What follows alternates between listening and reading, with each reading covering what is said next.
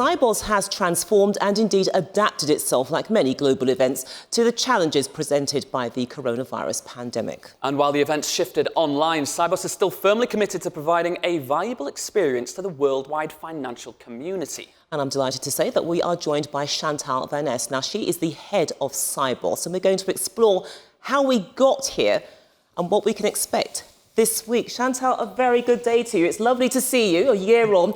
And look, it's been a real challenge doing Sibos, but you've had to take an entirely new approach because of the COVID-19 pandemic. So why did you decide to pivot to a digital event? Well, good morning, Juliette and Johnny. It's great to see you, and I'm a bit jealous and envious of your very nice surroundings, to be honest. But hey, it's great to be able to see you and to meet with everybody. And the reason why we pivoted to a digital event, well, obviously, COVID-19 was the trigger. But I think because we needed all to go in lockdown, we needed to work from home remotely, but that didn't mean our minds and our brains need to go in lockdown, right? So I think more than ever before, it's so important to bring the community together, to keep on thinking, reflecting, discussing. So I'm really very happy that we could rally the community, bring them together around a great thought leadership program going digital this year, but hopefully with lots of inspiring and great content to stimulate food for thought, to stimulate great discussion and debate. Chantal, it is lovely to see you again, lighting up our wall beautifully here. It's incredible. What's been the reaction of your customers about the new changes of Sibos 2020? The reaction of customers has been heartwarming right from the start, where we had to take that very tough decision to cancel the physical edition of Sibos, which was like, canceling the annual Christmas dinner almost. So everybody was almost in tears, to be honest. It was a very emotional moment. But I think very quickly we all regrouped. We thought, what can we offer? And the reaction of our customers was overwhelming. I think we were very lucky that we had the backing of our steerco to make Sibos very inclusive this year, make it a free of charge experience for the Sibos community, which helps to bring in new people that normally don't get the chance to attend Sibos. So we hope that this week we will have a very diverse and inclusive community, tasting a bit of the best of Sibos, I would say, and looking at the registration numbers and the interest of exhibitors, it was also positive and so stimulating that we're set for a great edition. I'm sure it's going to be absolutely fantastic. And look, putting together an event of this size against this backdrop, I mean, it must have thrown up its own challenges. What were they? And more to the point, how did you tackle them? There were many challenges, and I'm not going to reveal all of them, but I thought of the top ones. And I think, well, as Sibos is a global event, we, of course, have time zones to reckon with. When you bring everybody physically together for 4 days in one place, it's so convenient. There's only one time zone then, it's Sibos time zone. Now we had to battle against all the time zones in the world. And secondly, the other thing that we were battling with is people's digital attention spans. As we've all become so digital focused, we notice it ourselves. When you're doing something, when you're watching content, you're also continuing to work, you're on WhatsApp, you try to FaceTime at the same time. So there's lots of digital channels all vying for your attention. And we wanted to make sure that the content we're going to share with the community is really watched and is really thought about.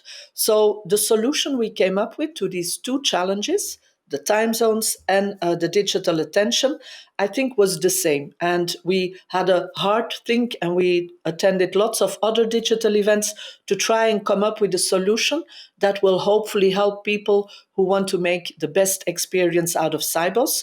So this week, you'll find a real-time schedule, so everybody can watch sessions in real time. We try to extend the Sibos Day so that it covers all time zones and people wherever they are can at least catch a couple of sessions in real time. But then as of Friday, the 9th of October, the end of this week, all of the content will become available for replay on demand. So everybody this weekend can binge watch Sibos content. We really hope so, but at the same time, having this real-time schedule also creates a momentum, creates that special Sibos atmosphere and community feeling, we hope. And then the third challenge I think we had was, of course, when we thought about this digital event, we had to make choices. We decided to focus on bringing a content-focused thought leadership program. And of course, we really want to promote networking. That's why we have a full list of delegates available in Sibos app and sibos.com once you're logged in. So you can network. That networking digitally is not going to replace the physical face-to-face experience, but at least you can get in touch with, all the people registering for Sibos. So we hope that also, brings a good solution to a challenge we were facing. Can you share with us any insights into the program of the week ahead? What topics are going to be featured, some of the speakers that we can look forward to? Yeah, I think after me, you have lots of interviews lined up who are going to give you great insights in what they think will be the key topics. And they're much more, professional at dealing with these topics than I am.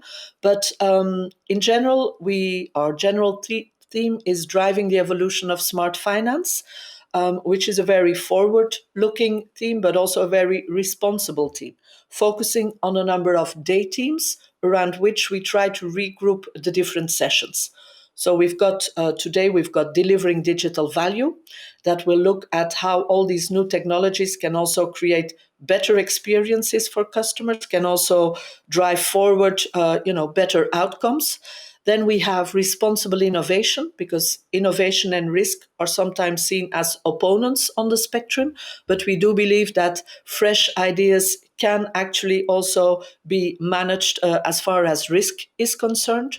We're going to be looking at the future of finance against the backdrop of this very interesting and very complex society that we're living in. So what's going to be the ecosystem like? What will the experience be? What are the models we have to follow? And then something that really run very close to people's hearts and minds is our last team, Banking for Humanity. When we did our usual customer round, we noticed that this team is really close to our customers' hearts. And so it became a day theme in its own right. So we're really, really very much looking forward to that as well. Now, you can't really imagine having a Sibos without the exhibitors. So how they've been involved this year, because again, it is a virtual event, so that's a challenge in itself.